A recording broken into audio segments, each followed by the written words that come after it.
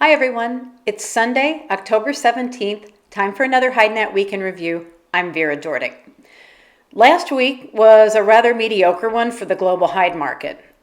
Business is not booming anywhere, and there are just too many external factors weighing on global commerce for the market to really improve. Let's start with the U.S. Sellers said that steer interest picked up a bit this week, although bid prices were still lower than anyone wanted to see. And consequently, sales prices during the week edged lower again. Now, that said, at least some sellers were able to improve their positions on a few steer selections. But of course, stockpiles in the warehouses are pretty significant because of the shipping problems.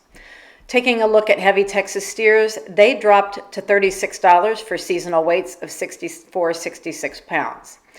As has been the case for a few weeks now, the cow market is still holding its own and prices are still relatively steady for medium grade selections, so they've only eased about $1 or so, much less than the steers have.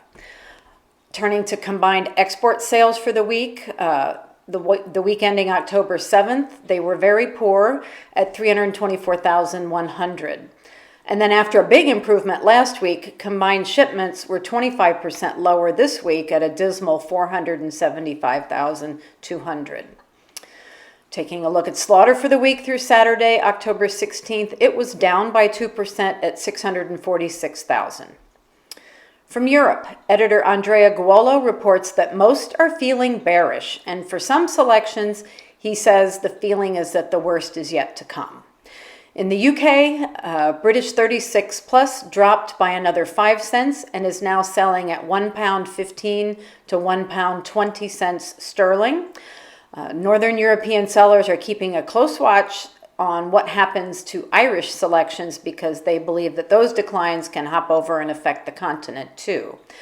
Last week, the maximum price for the Irish ox was €1.30, but this week, sellers could not muster up sales even at €1.10 per kilo.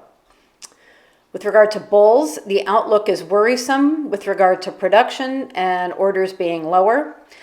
Southern German selections were again selling lower at €1.70 per kilo. In the European cow markets, interest was scant and prices were slightly lower. With regard to the veal sector, prices are stable for now, but there are questions about how long that will actually last. In his analysis, Andrea discusses what's going on with orders, prices, and the situation in the overall European market, which is increasingly complicated.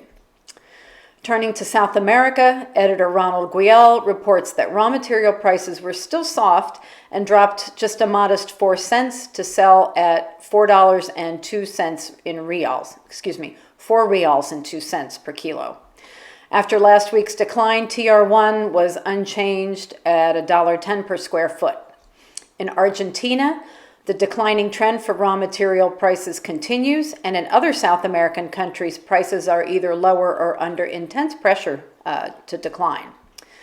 Looking at other news from Brazil, footwear exports totaled 86.2 million pairs through September, and the Brazilian Footwear Organization will be showing their sustainability at Expo 2020 in Dubai in a few weeks. From elsewhere in Latin America, Argentina's female slaughter dropped slightly in September. Mexico is holding its face-to-face reconnection edition of ANPIC this week, and shortage of inputs is affecting Guanajuato's footwear sector. Finally, in Paraguay, the concentration of refrigerators is endangering demand and the free flow of supply, say some, so you'll want to check that out.